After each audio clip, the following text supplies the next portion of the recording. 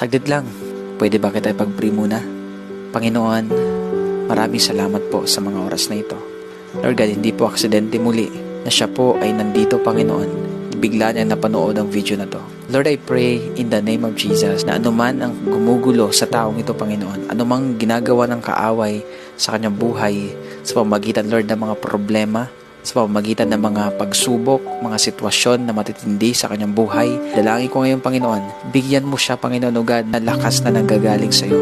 Ano man ang kanya pong dinadala sa mga oras na to, Panginoon. Lord, maaaring ang taong ito, wala po siyang ibang mapagsabihan sa sobrang bigat na kanyang nararamdaman. Maaaring ang taong ito ngayon, Panginoon, hindi po niya alam kung saan siya lalapit at kung ano po ang kanyang gagawin. Napatanong na siguro ang taong ito, Panginoon, na may Diyos kaya na nagmamahal sa akin?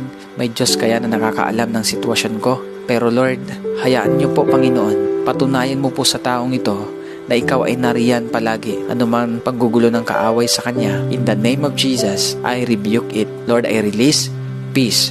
I release joy. I release strength. I release life. I release restoration in the mighty name of Jesus. Salamat po, Panginoon.